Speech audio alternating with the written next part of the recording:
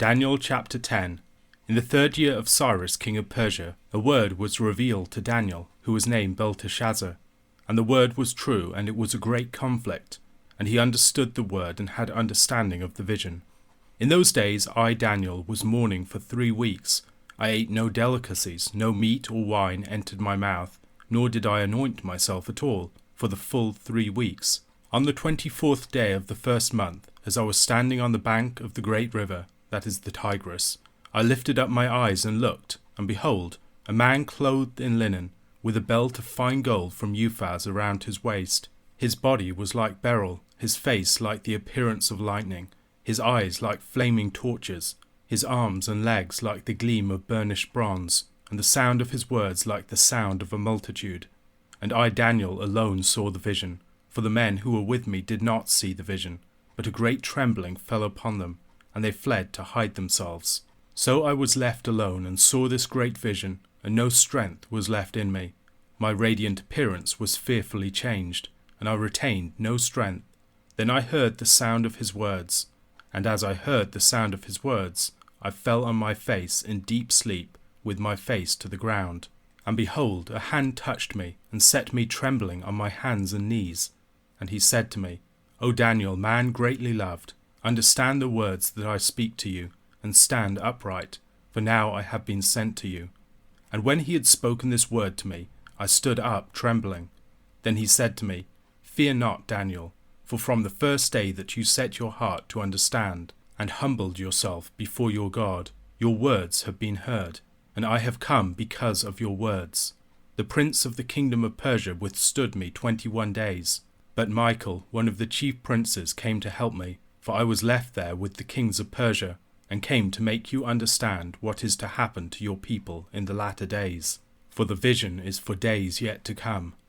When he had spoken to me according to these words, I turned my face toward the ground and was mute. And behold, one in the likeness of the children of man touched my lips.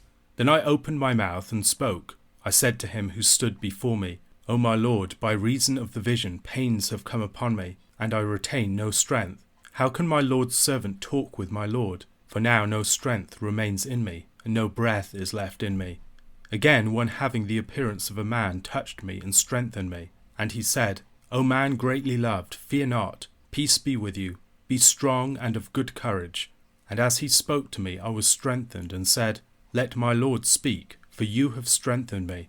Then he said, Do you know why I have come to you? But now I will return to fight against the prince of Persia. And when I go out, behold, the prince of Greece will come. But I will tell you what is inscribed in the book of truth. There is none who contends by my side against these, except Michael, your prince. Daniel chapter 10 begins the 4th and final vision of the book of Daniel, which runs for 3 chapters until the end of the book.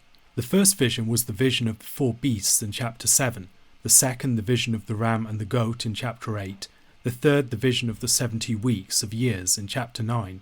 This is the longest and the most challenging vision of the book, especially with the long sequence of prophesied events of vaguely defined characters in the following chapter. Due in part to the exceptional detail of the prophecies of chapter 11, many commentators have regarded this vision as being prophecy delivered after the fact.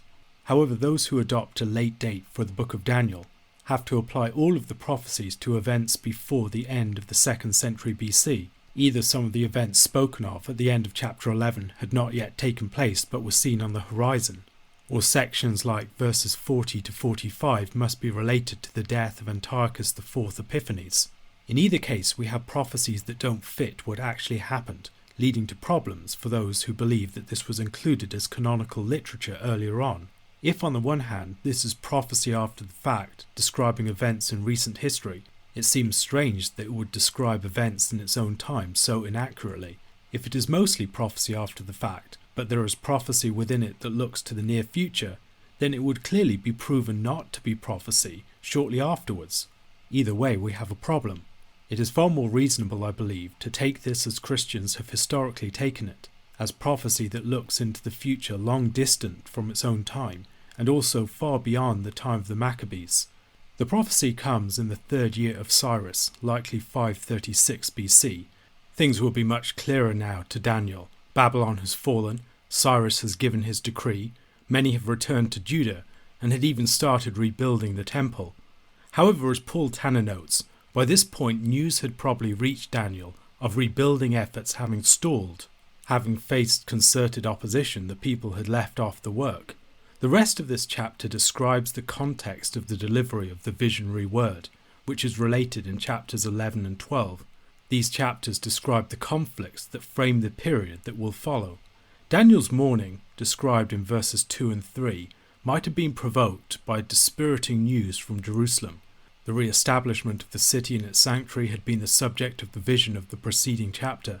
The fact that Daniel was mourning during a feast time, during Passover and the Feast of Unleavened Bread, indicates the seriousness of the situation.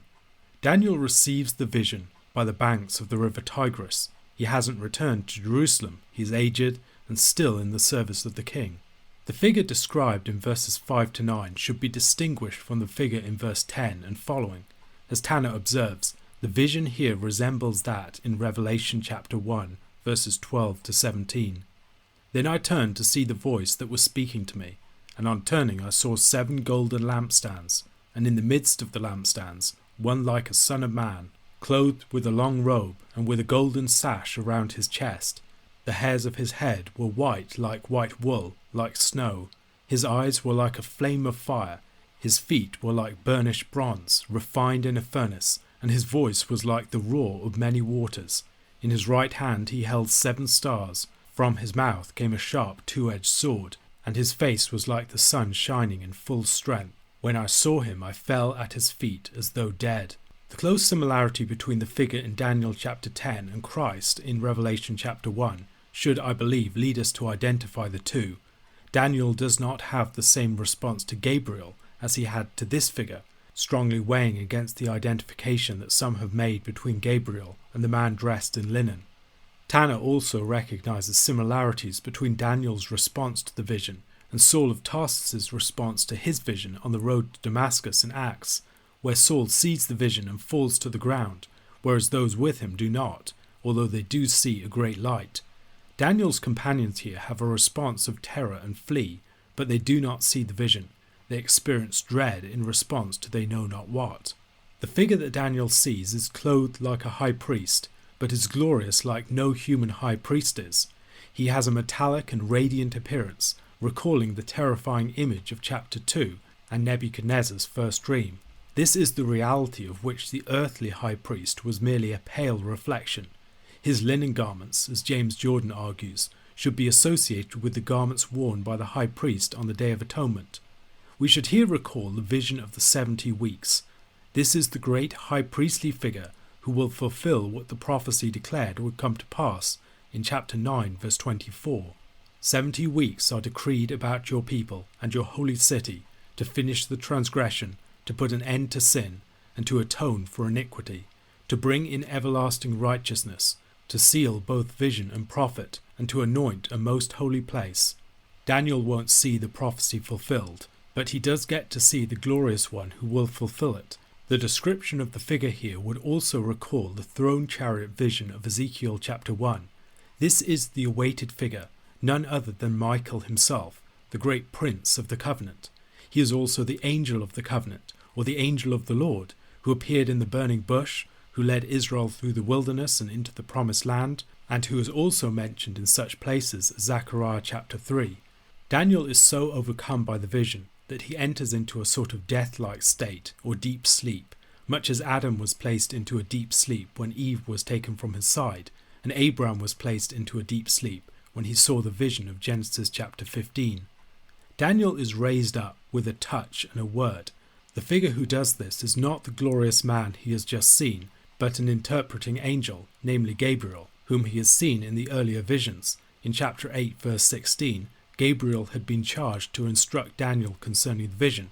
In chapter 9 verse 21, Gabriel was sent with a message to Daniel. There we are told that it was the one that he had seen in the vision at the first, which might be a reference to chapter 7 verse 16, when Daniel approaches one of the standing figures who interprets the vision for him. Gabriel, it would seem, has been the interpreting angel for Daniel throughout. He will appear again in the Annunciation narratives in the story of Jesus' nativity. Gabriel declares that Daniel is greatly loved, much as in chapter 9 verse 23, and Daniel is made to stand up, trembling. Much as in the preceding chapter, Daniel received this vision in response to his diligent seeking of the Lord. The Lord heard him and responded. Gabriel was resisted by the prince of the kingdom of Persia for 21 days. The world was under angelic governance, and the prince of the kingdom of Persia here should be understood to be an angelic figure. Israel also has its prince, not a human figure, but a glorious heavenly figure, Michael. Nations were ruled by angelic powers, which were connected with the gods of those nations.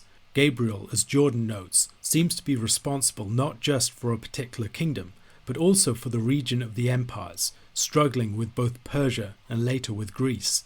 He must subdue the evil angelic rulers of those kingdoms, placing them under the Lord's dominion for a time.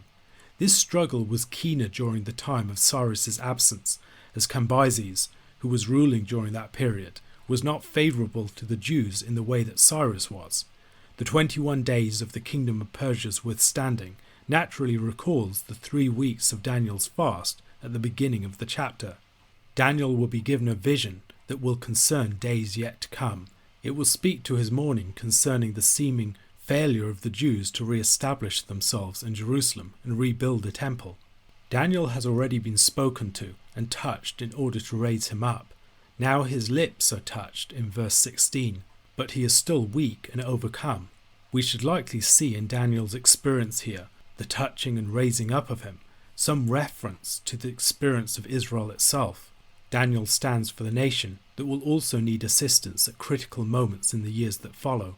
In the visions of these chapters, there are a number of references to empires that are brought low without receiving any aid. Daniel receives a touch, and the nation of Israel will be touched at various points in its history and assisted in order that it might not be finally overcome. Daniel is a man greatly loved, and he is strengthened accordingly. His people will also be strengthened and raised up in the years that follow. Gabriel, the angel charged with subduing these empires to the service of the Lord, now has to wrestle with Persia once again, and once he is finished with Persia, he will have to wrestle with Greece. His only great support in this struggle is Michael, the Prince of Israel, the angel of the Lord, whom I believe we should see as a pre-incarnate appearance of Christ. A question to consider: where else in Scripture do we have references to Michael? Acts chapter 24, verses 1 to 23. And after 5 days the high priest Ananias came down with some elders and a spokesman, one Tertullus. They laid before the governor their case against Paul, and when he had been summoned, Tertullus began to accuse him, saying, Since through you we enjoy much peace, and since by your foresight, most excellent Felix, reforms are being made for this nation, in every way and everywhere we accept this with all gratitude. But to detain you no further, I beg you in your kindness to hear us briefly, for we have found this man a plague, one who stirs up riots among all the Jews throughout the world, and is a ringleader of the sect of the Nazarenes. He even tried to profane the temple, but we seized him. By examining him yourself, you will be able to find out from him about everything of which we accuse him. The Jews also joined in the charge, affirming that all these things were so.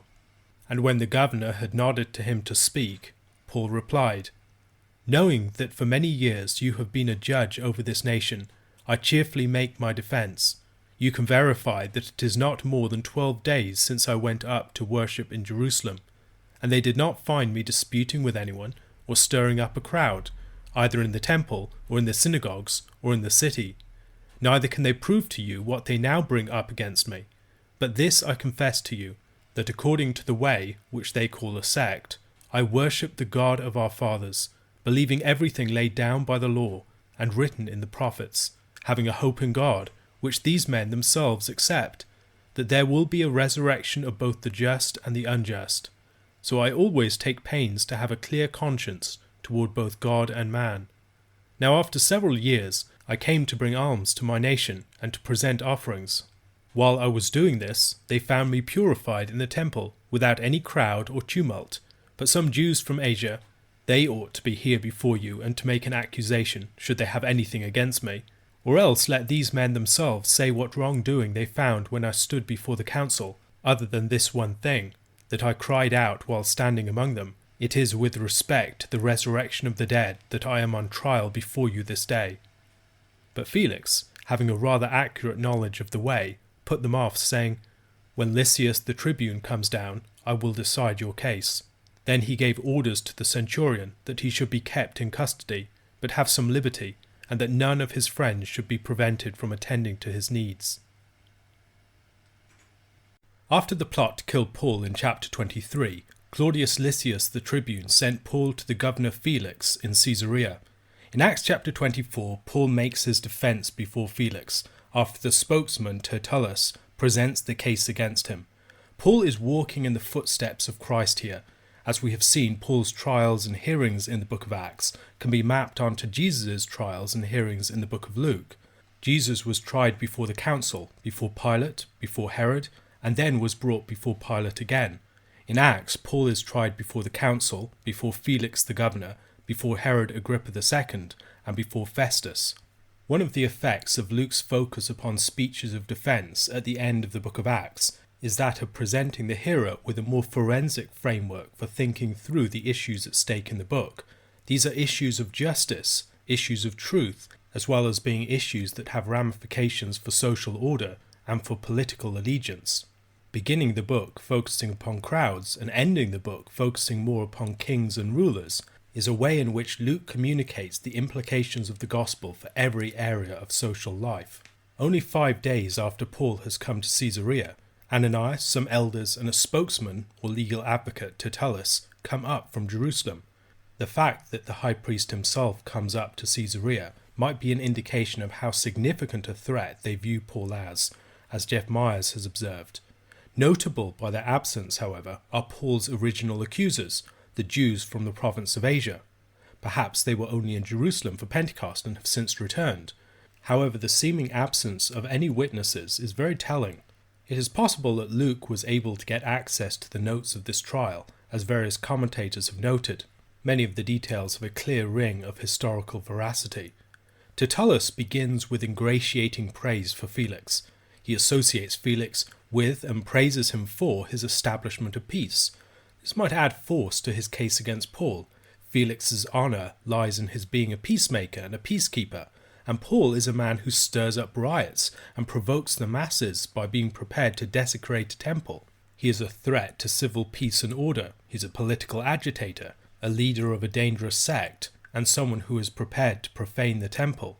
It is worth noting that there is no mention of the very specific charge that was made against Paul, that he actually brought the Ephesian Trophimus, the Gentile, into the temple. Rather, there is merely the general claim that he attempted to profane the temple. And while the original claims against Paul were that he spoke against the law, the temple, and the people, here Tertullus tries to lean more into the fact that he's a political and social agitator. He's someone who's causing unrest. A figure like Paul should not just be the concern of the Jewish authorities, he should be the concern of the Romans who try to keep the peace.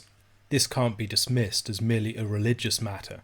Verse 7 is missing in many translations, because a chunk of verses 6 to 8 are not found in many more reliable manuscripts. And we would have judged him according to our law, but the chief captain Lysias came and with great violence took him out of our hands, commanding his accusers to come before you.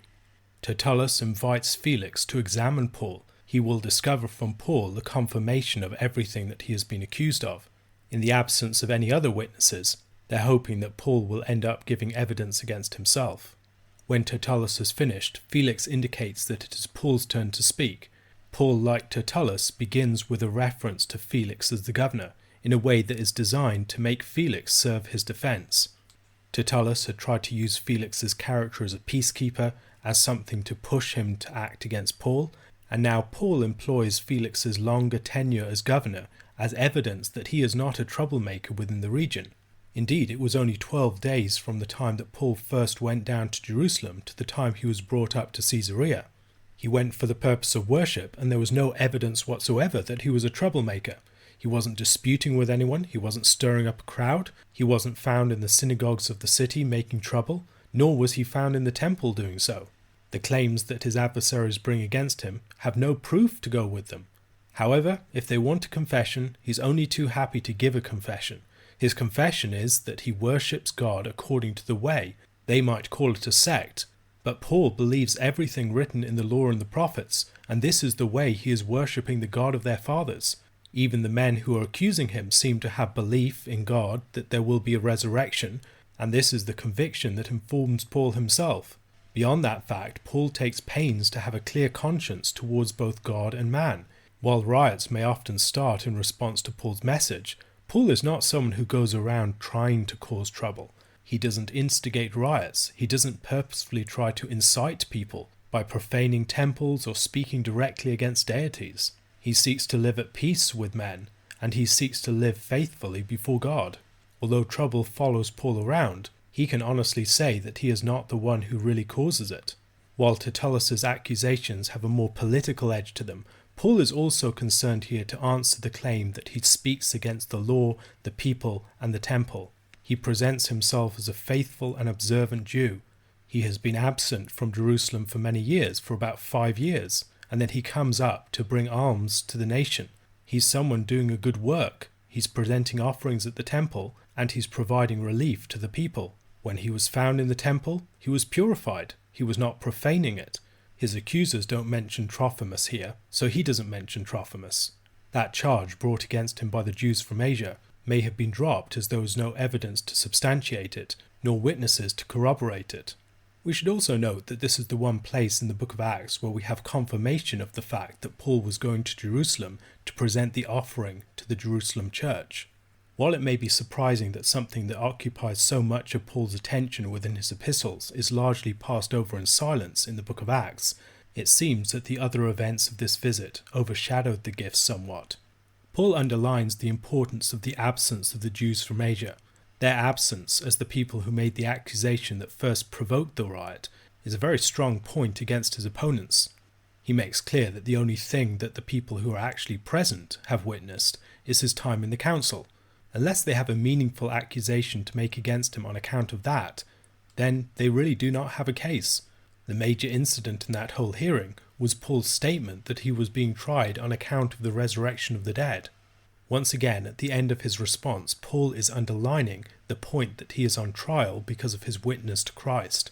And it seems clear that Luke wants his hearer to notice that it is really Christ and his message that is on trial here. Paul is the apostle of Christ, and he is being tried as the apostle of Christ. It is the message that is really on trial. This is seen in part as the more specific accusations fall away, and the more general accusation that he is a troublemaker, that his message is that of a sect, and other such more general accusations come to the forefront as the main thing that Paul's accusers have against him. To sum up then, Paul points out that his accusers do not have a strong case against him. The actions that he's being accused of are against his known character. There are no witnesses to the things that he's being accused of. The claims being made against him are implausible. He had very good reason to be in Jerusalem as the bearer of the gift to the Jerusalem Christians, and it could easily be substantiated that he was with the people who had taken the vow. He was only there for 12 days before he ended up in Caesarea. The first day he came from Caesarea and arrived in Jerusalem. The second day he met the elders. On the 3rd to the 9th days he was probably being purified with the men who had taken the vow. On the 10th day after he was taken in the temple, he was before the Sanhedrin. On the 11th day the plot was discovered, and on the 12th day he was brought to Caesarea. It doesn't leave him a lot of time to foment rebellion. He makes clear that the real reason he is on trial is because he believes in the resurrection of the dead. This belief in the resurrection, at the very core of Paul's faith, something that is bound up with his witness to Christ, is the reason why they are opposed to him. They are opposed to him because of Christ, not because of anything that Paul himself has done. Having heard the case from Paul's accusers and Paul's response, Felix does not cast judgment. Rather, he puts them off, saying that he will wait until Lysias the tribune arrives. We are informed that the reason for this is that he had rather accurate knowledge of the way. Perhaps he had learned from someone like Cornelius. As the governor in Caesarea, it would not be surprising if he had some dealings with the centurion living there. Likewise, his wife Drusilla is a Jew and would probably have knowledge of elite Jewish women among whom there were a number who were associated with the early Christian movement. Presumably he knows enough to recognize that the Way is not a political movement designed to be a threat to Rome's authority. He probably also recognizes that the Jewish authorities are not to be trusted, that this is really a religious dispute, and that what is really at stake is the authority and power of the religious leaders. He is not about to let himself be drawn into such a situation. Paul is returned to the custody of the centurion, but he is given more liberties. While prison rations were mostly just designed to keep the person alive, his friends can bring him extra support to make sure he's healthy and provide for other needs, perhaps even making it possible for him to do some writing. Because the centurion has been given these orders, it will also mean that the visitors will not be harassed as they would usually be by the guards, who would often expect bribes or take things from visitors before they would be allowed to see the prisoner. A question to consider. Looking at Tertullus's speech and Paul's speech, how specifically does Paul respond to the accusations brought forward by Tertullus, and how does he play off Tertullus's speech in other ways in his response?